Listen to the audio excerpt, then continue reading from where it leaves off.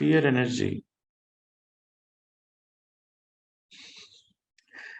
once this fear energy takes over, once the root chakra is affected, then it affects the second chakra, Swadhisthana,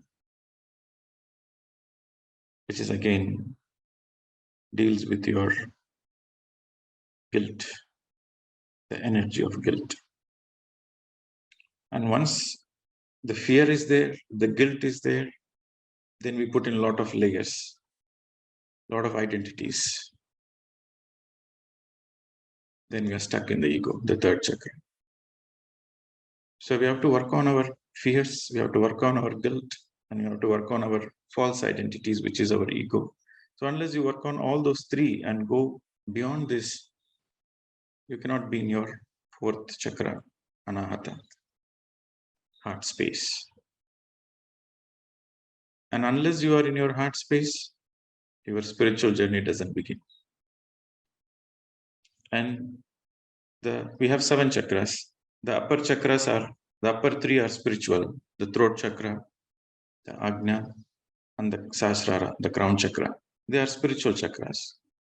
And the lower 3 deals with our physical survival on the planet Earth. So the lower 3 chakras are physical. The higher 3 chakras are spiritual. The middle, which is the 4th chakra, the Anahata chakra, is the balancing chakra. It is in between the top 3 and the bottom 3. So unless you work on your fears, unless you work on your guilt, and unless you work on your false identities, your ego, you cannot be in the heart space. And unless you are in the heart space, you cannot start your realizing your true self. So that means your inner journey begins. That means your spiritual journey begins. And once you reach the Sahasrara, you again come back to the heart space. Because to be in the heart space is the golden middle path. So the heart is the entry of your spiritual journey, and the heart space is the conclusion of your enlightenment, is the pinnacle of your enlightenment. It's not the conclusion, it's the pinnacle of your enlightenment is you being in the heart space. It all begins with fear. It is the energy of the fear which is stopping the humanity to realize its own true potential.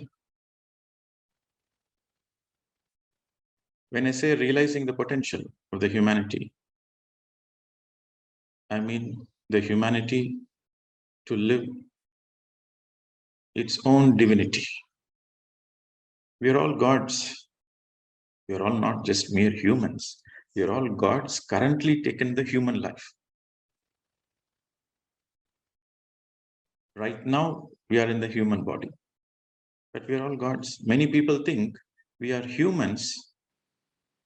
Many people think we are humans striving to be gods. But it's the other way. We are gods currently in the human body.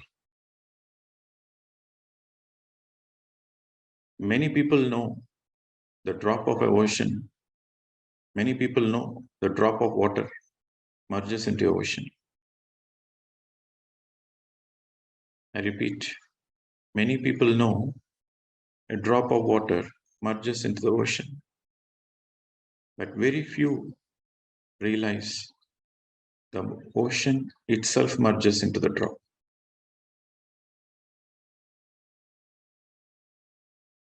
To realize that you are not a drop, you are the ocean itself.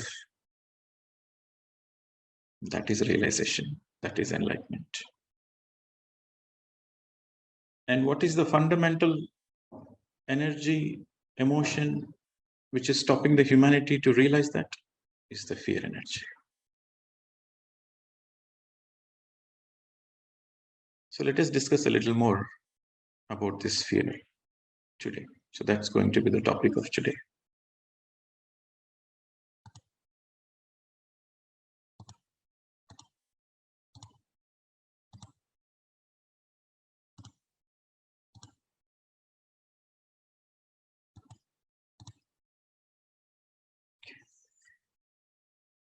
So fear, this is our agenda today. you'll understand what is fear. Why do we have fears? And how do I face my fears? See, first of all, it's a fact that we all have fears. If you're out of the fears, then we are enlightened. As simple as that. So we will understand in detail what exactly is fear and where does the fear originate? Why do we have the fears in the first place?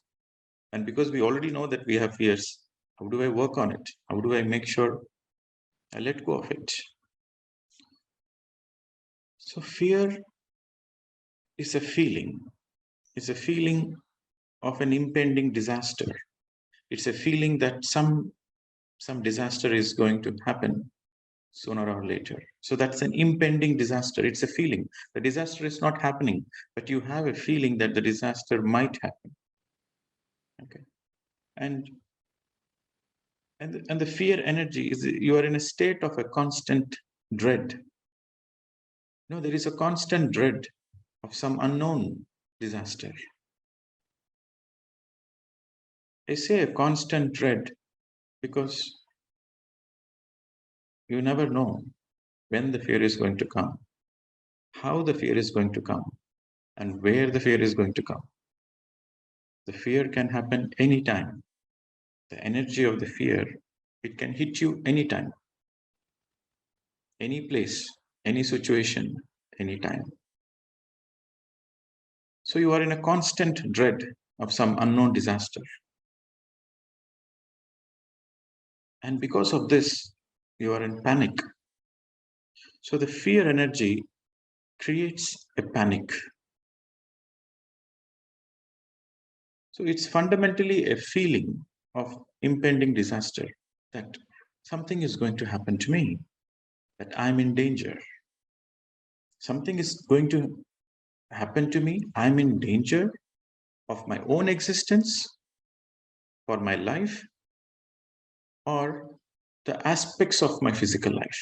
Like some danger, some disaster is going to happen to either to me or to the aspect of my life. Either to me means, okay, I might lose my life. That is one. Or the aspects of life. I might lose money. I might lose my loved ones. I might lose my name. I might lose my self-respect. So it's an impending disaster. It's a feeling of constant dread. Anytime, any place, any situation, it can happen. And when it happens, you are in panic. The panic is because some danger is going to happen, either to you or the aspects of your life. So fundamentally, this is the fear energy. We'll come back later on. How do we deal with it? But first of all, understand why there is fear in the first place. What is the reason we have the fear in the first place? There are 3 points, the fundamental 3 points why we have fear. The first is ignorance. We will go in detail. First point is ignorance. And the second is our karmic baggage. The things we have done in our past comes back to us. The wrong acts comes back in this current life. And the third is the wrong food habits. So these are the 3 reasons why we have fear in the first place. So let us understand about ignorance, how ignorance can lead to fear. When we say about the ignorance, so that means we are not conscious of it, we are not aware of it. So that means we are ignorant. See, we are the creators of our own thought patterns. We are the creators of our own thought patterns. When I say thought patterns, that means there is a certain repetitiveness. When there is certain repetitiveness, we call it as a pattern. We can ask as a child, what kind of environment you have been brought up? that impacts our thought patterns. If you are born and brought up in a family, a healthy family atmosphere, then your thought patterns are positive. If you are born in a family environment where there is a lot of survival issues, where there are a lot of guilt issues, where there are a lot of ego issues, then naturally your thought patterns are negative. And these thought patterns are unconscious. So let us understand a little more about this thinking. Thought patterns means your thoughts, your thinking. Again, there are two kinds of thoughts: active thinking and passive thinking. Active thinking. What does active thinking mean? Active thinking means it is intentional. You intentionally make an effort to concentrate on a particular subject for a specific outcome. So that is active thinking. You intentionally focus, concentrate, make an effort, and you think. That is active thinking. For example, a student who is studying, he intentionally thinks while reading his books, while studying for his exams. He intentionally concentrates, thinks, try to understand the subject so that he can perform well in the exam center. He can perform well in his examination. Or a carpenter, he has to intentionally make an effort to think, to get the design in his imagination and say, okay, I'm going to make this kind of a product. I'm going to make this kind of a chair. I'm going to make this kind of a table. So what should I do? So first I prepare this, first I prepare the spare parts, and then I try to assemble it. So he has to intentionally think to make a beautiful furniture. Similarly, people who are working in IT or any job, even if you're cooking, you have to think intentionally, what are the ingredients to go? What kind of food you want to make? What is the final outcome you want? So that is active thinking. Passive thinking is unintentional. It's unconscious, unobserved, and it is repetitive. It's repeating on a subtle level. And you cannot observe it because it is in the background. A normal person cannot observe it because his awareness level is very low. And passive, the very word passive thinking means it's unintentional. It doesn't mean to think, but the thinking is happening on its own. And unobtrusive, where your attention is not going there, but the thoughts are repeating. For example, you will think about money, and you will think about your wife, and you'll think about your children. Suddenly you'll think about money, and suddenly you'll think about your job, you'll think about your wife, and you'll think about your driver, you'll think about what you need to do tomorrow. So there won't be any link. You are thinking randomly. The thoughts are shooting up very randomly. Next. Illogical thoughts where you have no attention. So that is unobtrusive, random, it's automatic, unconscious, unobserved. So these kind of thoughts, repetitive thoughts, become a form of self-suggestion. So you are suggesting these. So these thoughts, when it becomes repetitive, unconsciously, when it is happening and it is repeating again and again and again, it becomes a self-suggestion. So you are suggesting to yourself that this is going to happen. And where your attention goes, your mind goes there. And you put in a lot of energy, and it leads to manifestation of your own thoughts. And unfortunately, most of the thoughts are negative thoughts. The unintentional thoughts, the passive thinking, for most of the people, it's negative thinking. And that manifests into fear consciousness, into fear energy. Let us go into some examples. For example, if you have this thinking, unconscious thinking, a self-suggestion going, I'm not good at remembering names. You tell yourself, I'm not good at remembering names. Or when you meet somebody, you say, oh, sorry, I don't remember your name. I'm not good at remembering names. So when you say that I'm not good at remembering names, and this is going unconsciously as a self-suggestion, definitely you will not remember names, because that is the suggestion you have given for your own self. And some people will say, I'm not good at maths. I'm not good at maths. And they speak because it's going on as an unconscious self-suggestion. They open up their mouth and they speak randomly without any conscious of what they're speaking about. They simply say, oh, I'm not good at maths. For sure, they will make mistakes when it comes to calculations. So this negative mindset. So when we speak about self-suggestion, we are speaking about the mindset. The unconscious patterns becomes the mindset. So this negative mindset really is the root cause of the fears, one of the root causes of the fears. So this negative mindset leads to a lot of passive thinking. Then you go into a loop.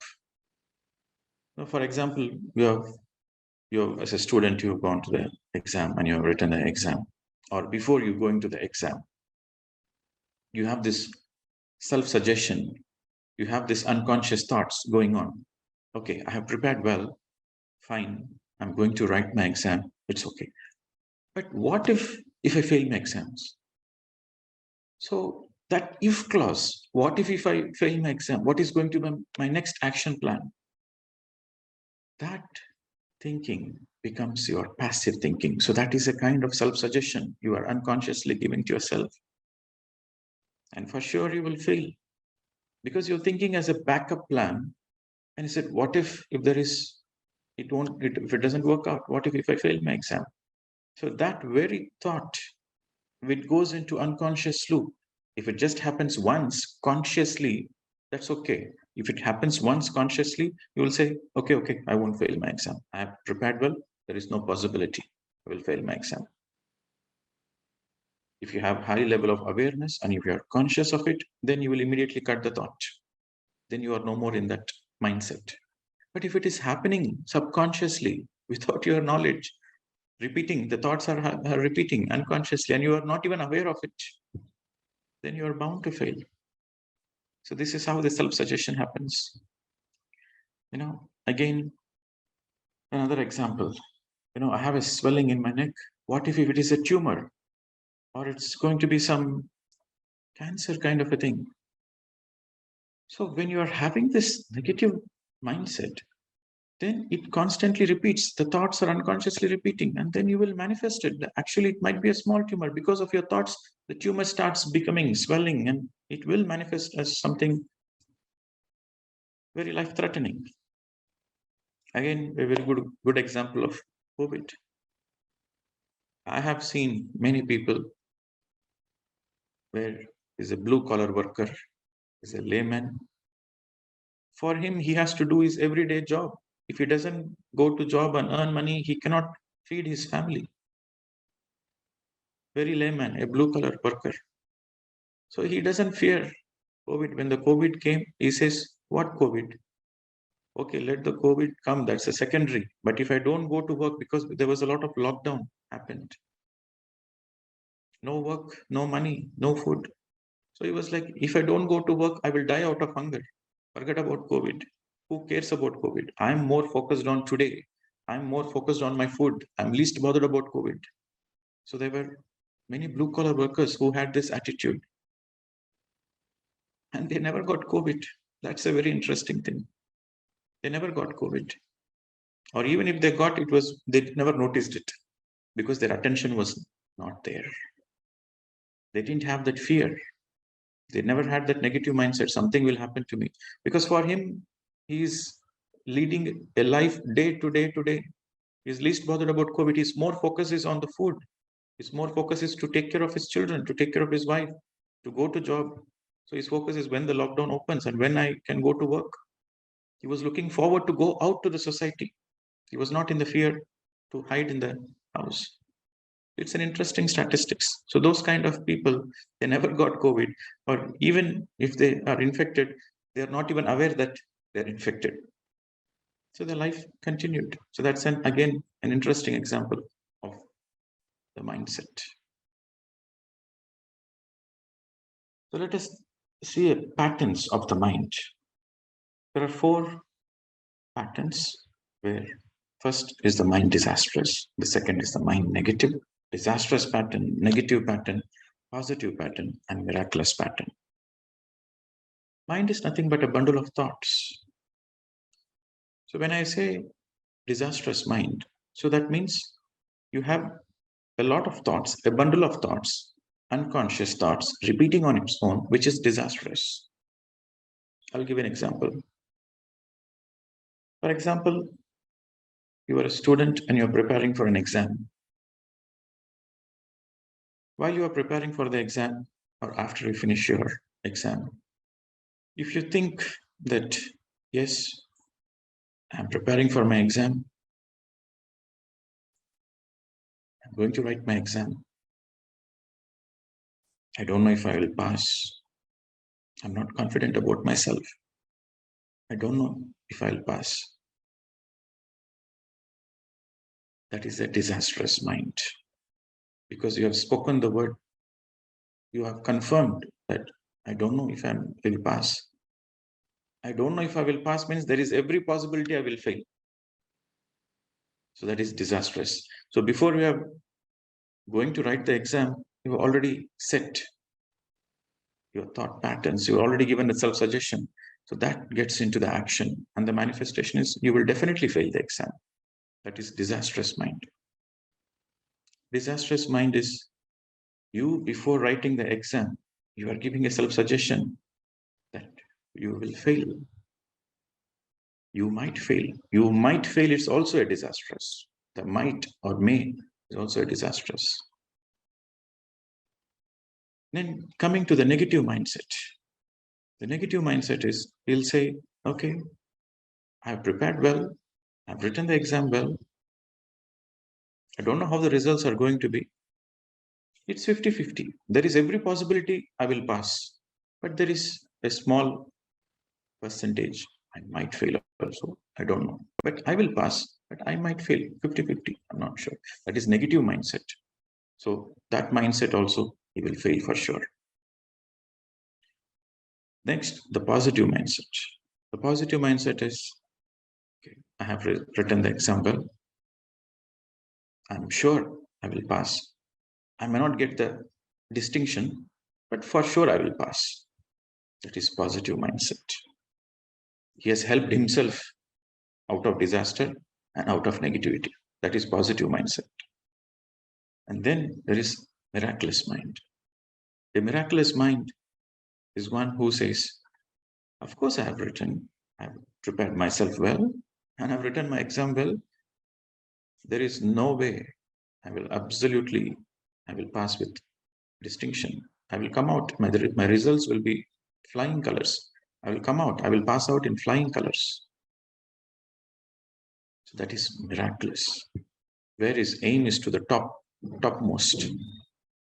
So his thought pattern is, he will not compromise anything less than that, anything less than the distinction.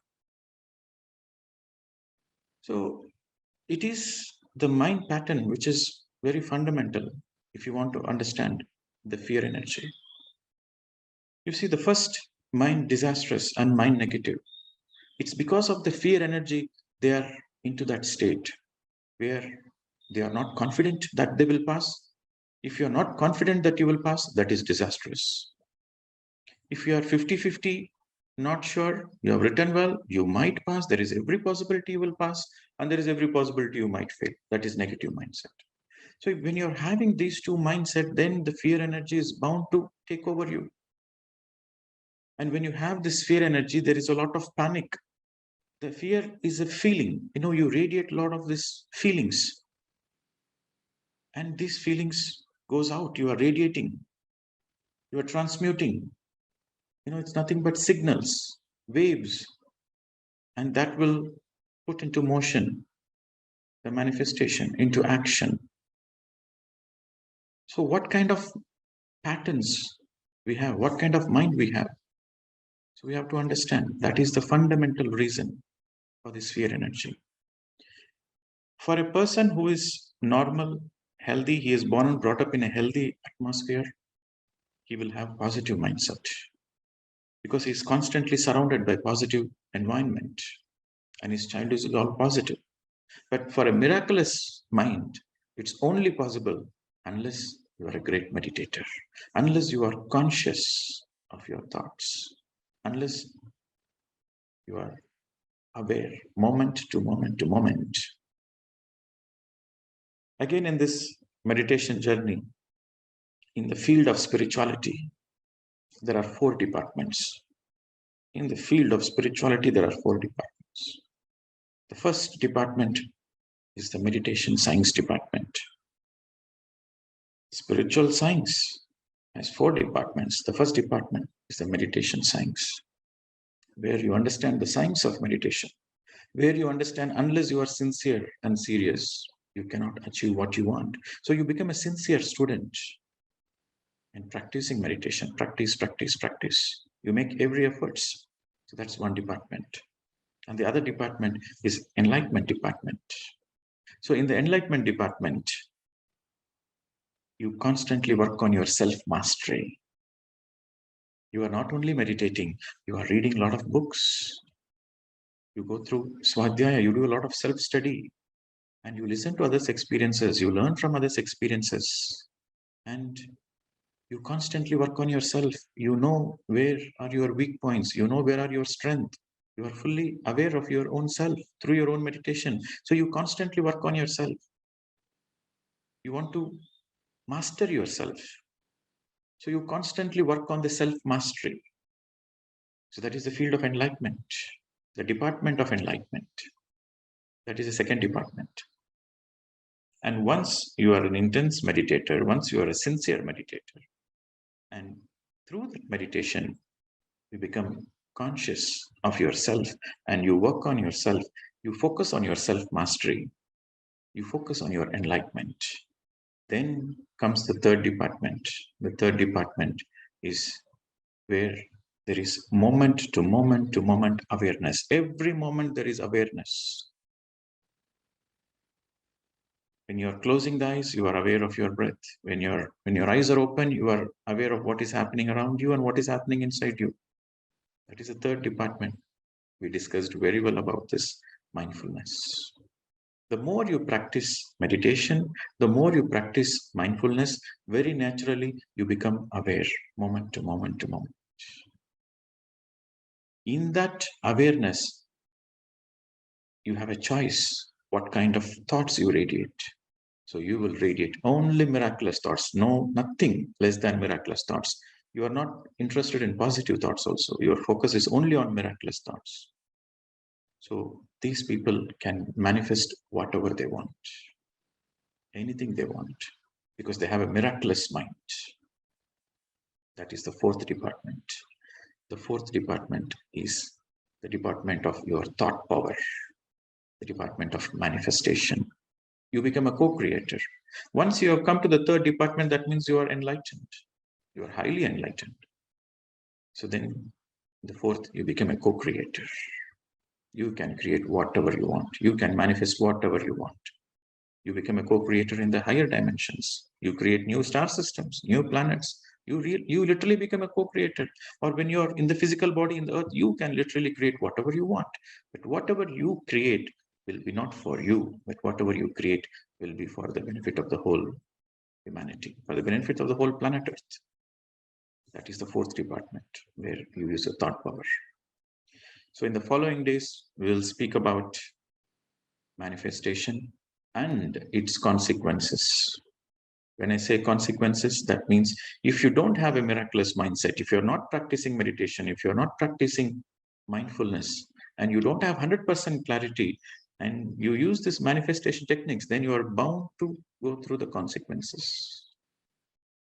But if it happens naturally that you are meditating every day, and you are working on your self-mastery, and your only focus is on enlightenment, and you practice moment to moment to moment awareness, then whatever you manifest has no consequences.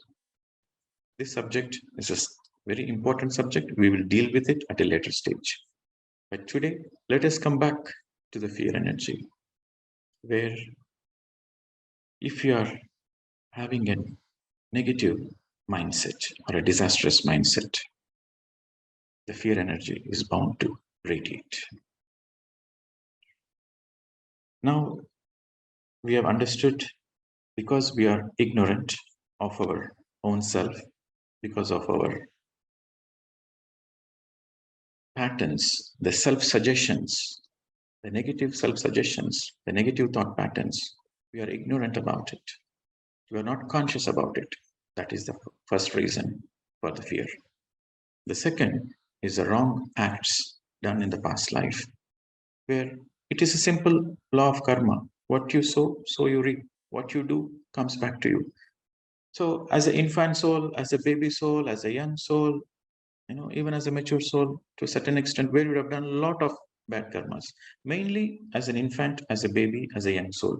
Because when you are in these stages, then your focus is on survival. Your focus is on power, authority, domination, ego. So you eventually do a lot of bad karmas because you are in the survival. So these bad karmas will come back to you.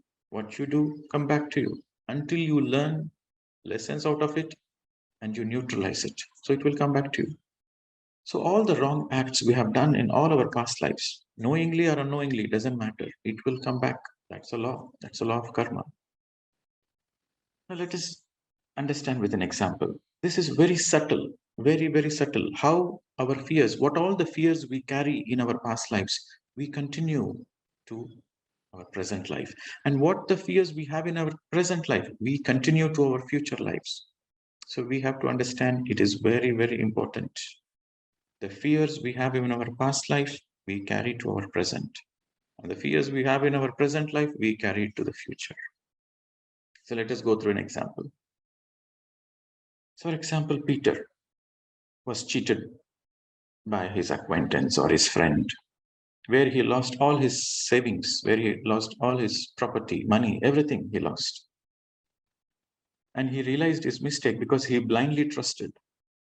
He blindly trusted, and that's why he got cheated. He realized it, and then he's a good-hearted person. Peter is really a good-hearted person, old soul. So he said, okay, it's my mistake. I forgive him. So he forgave his friend, but he could not forgive himself because he's too hard on himself. He could not forgive him. He could not forgive because of his wrong act, his whole family is suffering. And he felt like he's no more a good husband. He's no more a good father because he cannot financially manage the things. That created a lot of guilt with him, a lot of fear, and he committed suicide. And the next incarnation, he was born again. It's a different name, different body. Instead of Peter, it is wrong. Every lifetime we take new bodies, but the same soul. So in that next lifetime, because of his bad experience, in the next lifetime, he carry forward that fear. So he has the fear that he cannot take care of others. He's not capable of financially handling the things. He's not good at finances. He cannot take care of the finances, and he cannot take care of others. So he has that fear, which is coming from his past life experience. So what he does, he avoids all the financial responsibilities. He deliberately avoids the financial responsibilities because the underlying root cause is the fear from the past life. And he will not be inclined to get married. Or even if he gets married, he won't have children. He say, no, I don't want children. Because of this fear that I cannot be a responsible person. I cannot, to have a family, to have a wife and children means financially you should be responsible. So I'm not good at finances, so I don't want family. So I don't want children. So he'll get into that pattern. Had he faced his own fears in that past life, he would have worked on that fears and he would have come out of that fears and he wouldn't have committed suicide. And in the present life, he wouldn't have carried forward. So this is an example how your past life your acts in your past life affects your present life. It is a beautiful law of karma. And law of karma is not a punishment. So you might ask, out of his, he didn't do any mistake. Somebody else cheated him. Why he has to go through that? He has to go through that to learn the lesson of to forgive himself and to face the challenges. Why he faced that challenge? Why he faced that scenario? Because he designed himself in his soul planning stage. And why he has to design that? The root cause is again in the past life, he would have cheated somebody else and he has to learn the lesson. So what he sowed comes back. What he has done, it has come back. See, we might have done many things unconsciously in our past lives, knowingly or unknowingly. We would have taken hundreds of past lives and we would have done many things.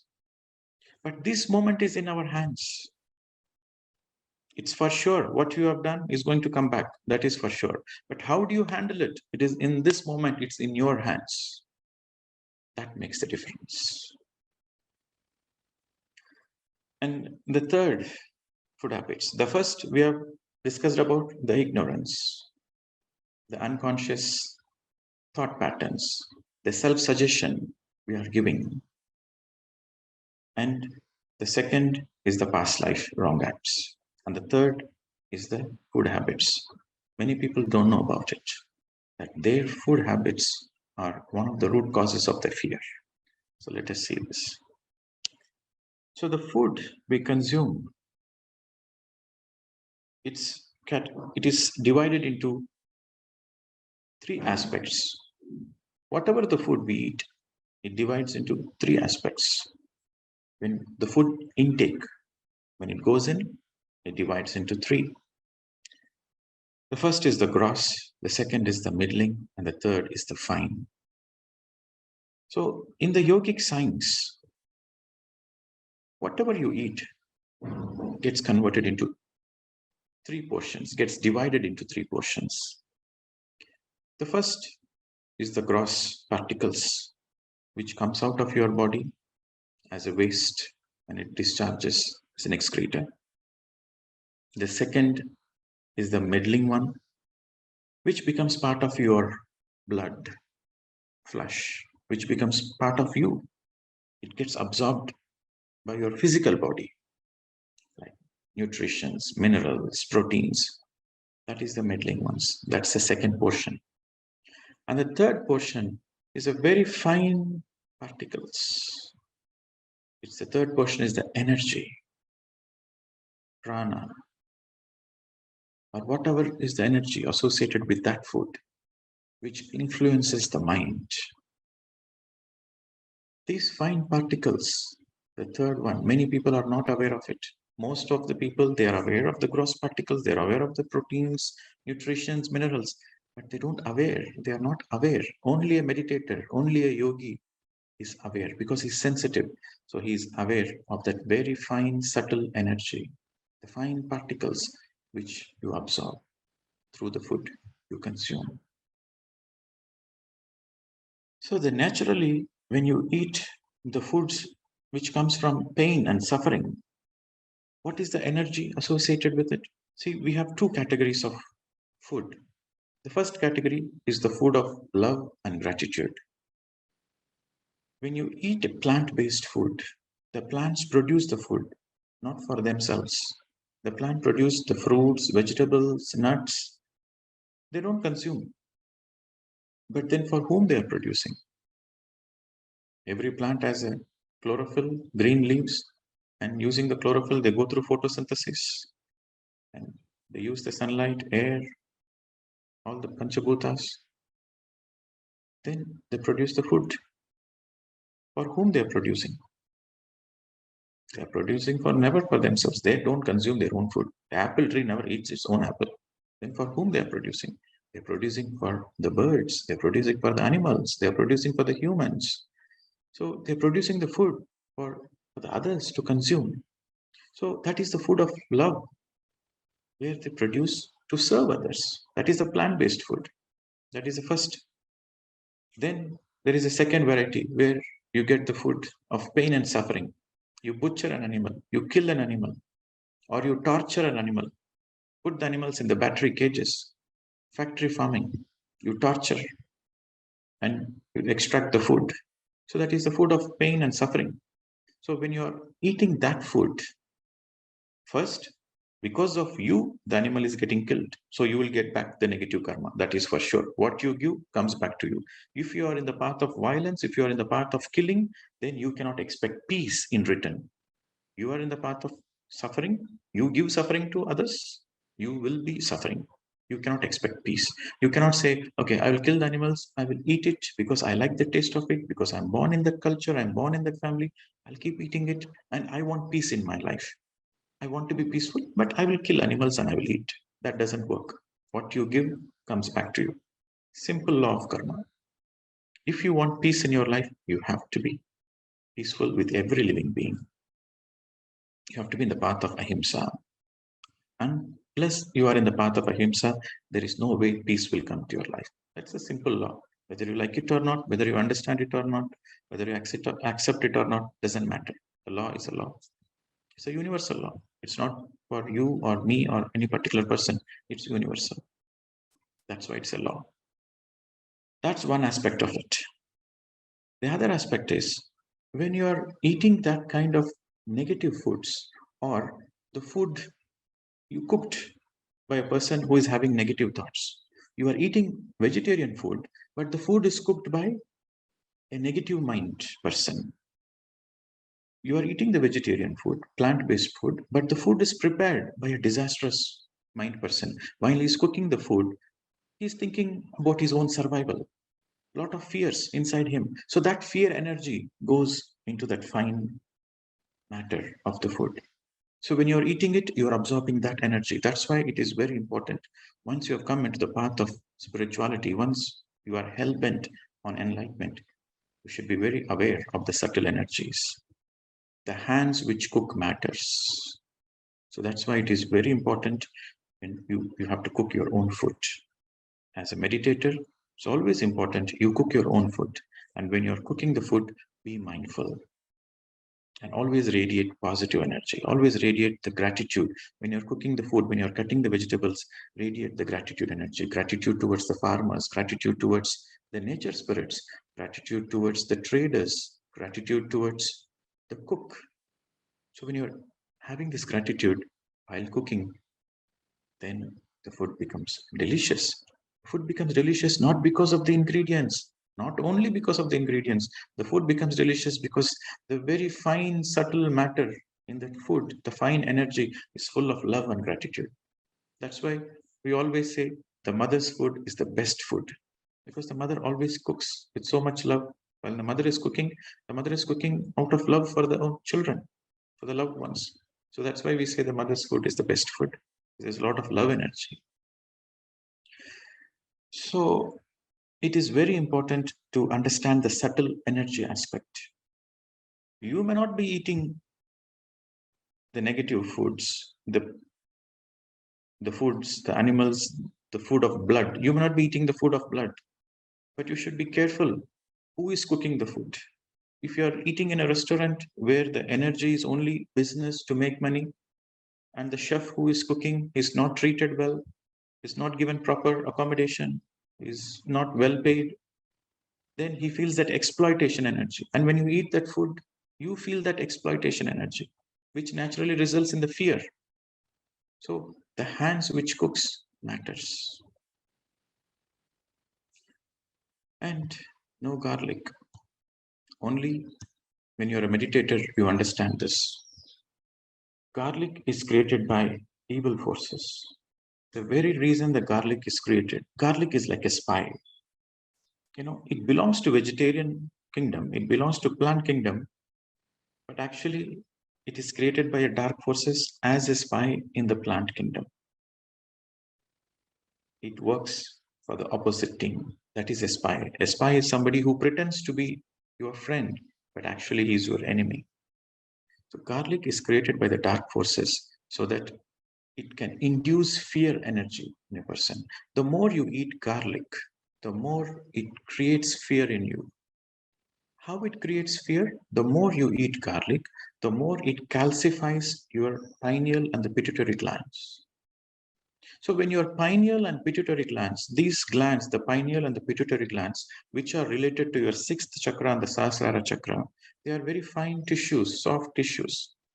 They are called master glands. They control your entire system.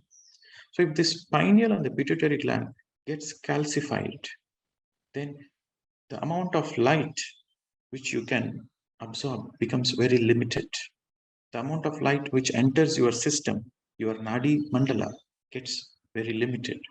And when the amount of light is entering your system is limited, then there is more darkness.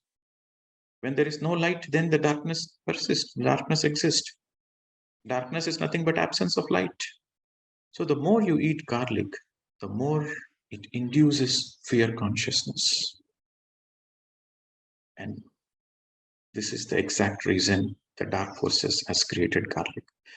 See, if you want to be a spy, then you have to be extraordinary. You have to have a lot of talents, and you should be extraordinary performer. Then only you can be a spy. So what they have done, so they put all good qualities in garlic, for the physical body. Garlic is good for gastric, garlic is good for digestion, garlic is good for this, that. They have made a lot of magical things, good things, only for the physical body. So people think, yes, I want to eat garlic. I want to have a good health. So they start eating garlic.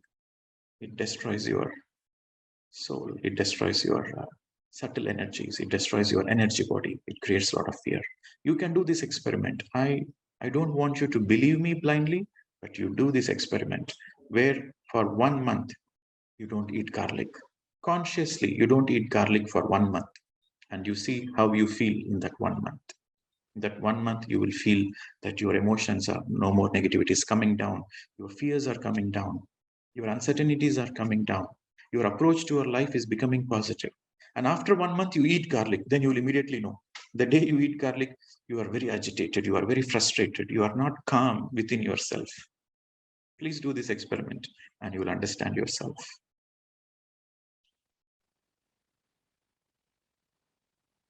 So we discussed about it, why it is very important to have a plant-based food. If you want to be out of suffering, if you want to be out of fear, if you want to be, lead a peaceful life, a happy life, a plant-based diet, a vegetarian diet is the only way. Now, you might say, okay, sir, we understood the root cause of the fear. Now, how to face it? We understood fear. What is fear? What is fear? Fear is nothing but a feeling of an impending disaster. The fear can happen anytime. There is a constant dread. It can happen anytime, any moment, any situation. And when it happens, then you are in panic. You feel that there is a danger to your survival. So that is fear. And why we get fears? What is the root cause of the fears? We discussed. Now, how to face it? Simple.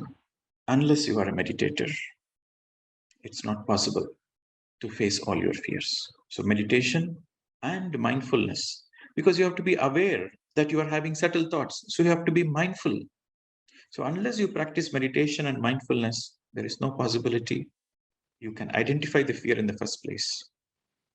See, the law of thought is when you radiate a thought, the thought goes around and comes back to you. Any thought you radiate, the thought you radiate out, it goes around, it goes out and comes back to you. That is a law of thought. If you are aware, then what will you do? If you are aware moment to moment, the moment you notice that you have radiated a negative thought, immediately you will say, cut, cut, cut. So the thought has no energy, it collapses. It doesn't come back to you. The negativity doesn't come back to you because you have cut it. So the thought destroys.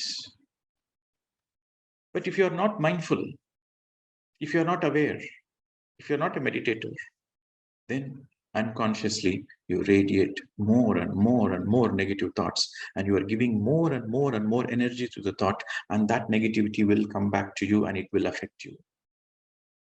So the first and the foremost is meditation, mindfulness. That's very, very important. And the second point is, okay, we have fears. We acknowledge we have fears. The day we don't have fears, we are enlightened. But now we are having fears. How do you work on the existing fears? Okay, new fears we don't create. That's fine. New negative thoughts we don't create. We'll be aware of it. But what about the existing fears? The only way is face the fears. The more and more you face the fears, the more and more you come out of the illusion. Because the very energy of fear is an illusion. It is not real. Because the fear is a feeling that something might happen. You are still in an illusion. It is not yet happened. So the attitude, this should be the attitude. Whatever the fear, I will face it. Whatever happens, let me face it. So you need a tremendous amount of energy to face your fears, which you get through the meditation. And there is another important point. The more you are in the path of the truth, the more you understand there is no injustice whatsoever. In the God's creation, there is no tragedy, there is no injustice. You will understand it. If you are in the path of truth, you will understand that there is no injustice and there is no tragedy whatsoever. It's a beautiful statement by Richard Bach, an enlightened master. The mark of your ignorance, is the depth of your belief in injustice and tragedy. The mark of your ignorance is the depth of your belief in injustice and tragedy. When you are believing in injustice and tragedy, you are an ignorant person. And if you are an ignorant person, you attract fears. So when you understand that there is no tragedy, no injustice whatsoever in the entire creation of God, there is no injustice. Whatever happens, happens for good. When you can understand this mantra, when you can hold this mantra in your heart, because the fear radiates from this space. So when you can hold this mantra, whatever happens, happens for good. I trust. All is well, all is well. You know, there is a movie, American's movie, and he says, all is well, all is well. That comes from this mantra. There is no injustice in the God's kingdom, in the God's creation. So when you can hold on to this mantra, whatever happens, happens for good. So that gives you a tremendous amount of energy boost, that whatever happens, happens for good. Anything happen, let me face it. I will face my fears. Because whatever might be the outcome, it is for good. Whatever might be the situation, always it is for good. So when you have this truth within you, then you will have the energy to face it. And the more and more you face it, the more and more you realize, actually, it is your own self-created imagination. It is your own self-created illusion that you are having these fears. The fears disappear. You do this experiment. Any fear and every fear, you face it. The energy of the fear keeps reducing. And you face it again and again, the fear disappears. And the same energy of the fear, it transforms into trust. You start trusting more and more your life. The more you face your fears, the more you will trust your life. Because the energy, the fear energy, it's the same energy when it is converted in the opposite. It's nothing but the energy of the trust. So every energy can neither be created nor be destroyed. So don't think you can destroy the fear energy. No, energy cannot be destroyed, but energy can be transformed. So you will transform the same fear energy into the energy of trust. That is the beauty. And another point is, make friendship with fearless people. If you want to work on your fears, always make sure you are surrounded by fearless people, by positive people, by miraculous people, miraculous-minded people, positive-minded people, at least. We should always make friendships with the people who are fearless, because they radiate that energy and they radiate that feeling of fearlessness. They radiate the energy of trust. And when you're in that atmosphere, when you're in that environment, you are impacted by it. And that motivates you to live a fearless life. That inspires you. So always make sure your surroundings are always positive. Make friendship with fearless people, miraculous people, positive-minded people. and read more and more spiritual books. The more you read the spiritual books, the more you are closer to the truth. The more you digest the truth, the more the truth becomes part of you. And it is that truth which gives the energy to work on yourself, to face it. And naturally, you will drop all the fears. On its own, the fears get dropped. And the final is the right food habits. Again, when it comes to food habits, plant-based food and also hands which cook matters. You need to be aware of that subtle energy. So friends, this is a very, very, very important topic. If you can able to work on this fear energy, and if you can able to transform this, the game is over. You are enlightened. You become a co-creator. Of course, it doesn't happen overnight. But if you have the right understanding, when you start working on it, when you're in the right path, when you know what to do, when you understand what is the root cause of it, why it is it, and when you know what to do, then you're helping yourself. You eventually reach a place where there is no fear.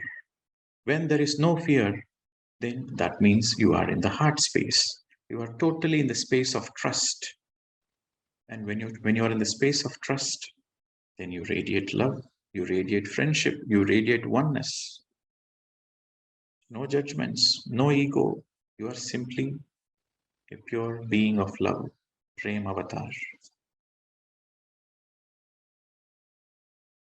So let us absorb all this information and just let this information go to your being. We'll sit in meditation. We'll practice meditation.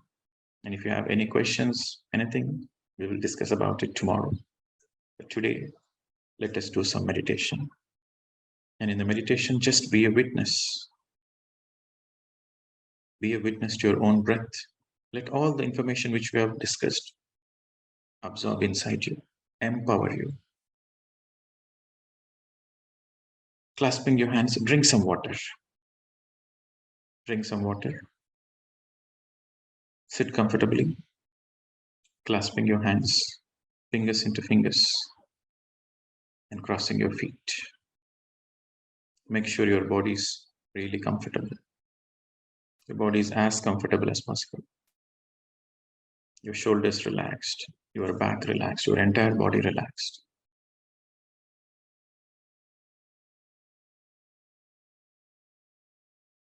Just be with your normal, natural, simple breath. Become a witness. Be mindful of your breath. Become aware of your breath, your 100% energy in observing, in witnessing your normal, natural breath. Meditation is a fundamental tool to help yourself to come out of fears.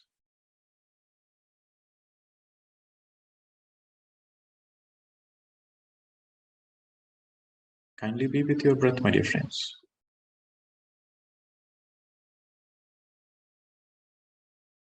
Please don't open your eyes until the end of meditation.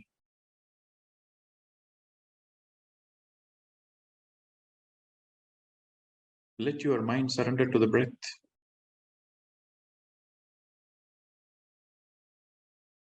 If you are in the present moment, to be in the present moment means to be with your own breath, because breath is happening in this moment on its own. So when you are with the breath, natural breath, you are in the present moment. When you are fully in the present moment, your mind has no space to move. The mind moves only in the past and in the future. The mind cannot move in the present because you don't have space. And when you are in the present moment, the mind becomes empty. When you are with your natural breath, the mind becomes empty. Kindly be with your breath, my dear friends. Let us enjoy the meditation with a smile on your face, completely relaxed. The more your body is relaxed, the more deeper you go into meditation. Kindly be with your breath.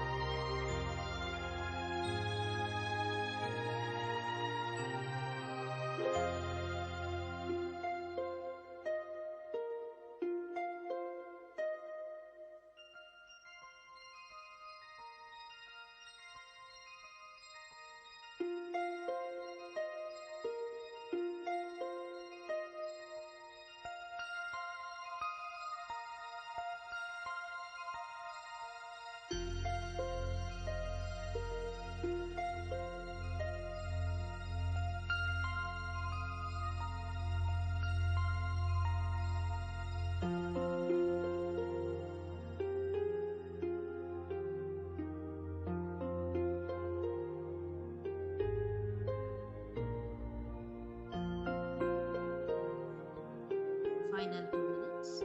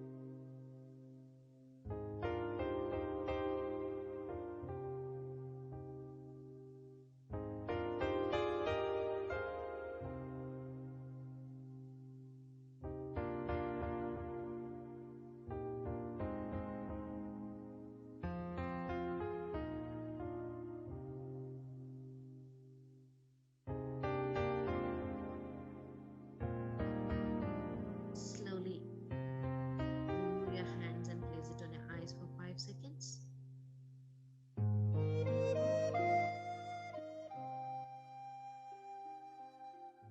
And slowly open your eyes.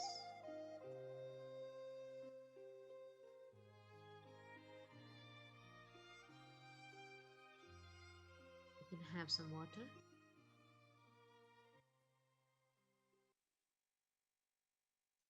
Just feel relaxed.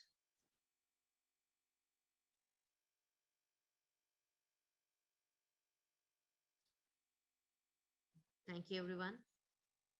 Today we had a wonderful session about fear, where the fear generates, what are the reasons, and how our food habits also has an impact on it.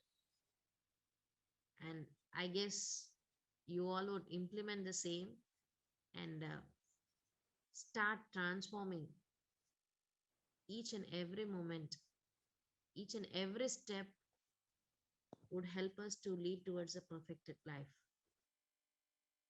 So have it in the mind, do meditate again, and let us all meet tomorrow again at 6 a.m. Thank you.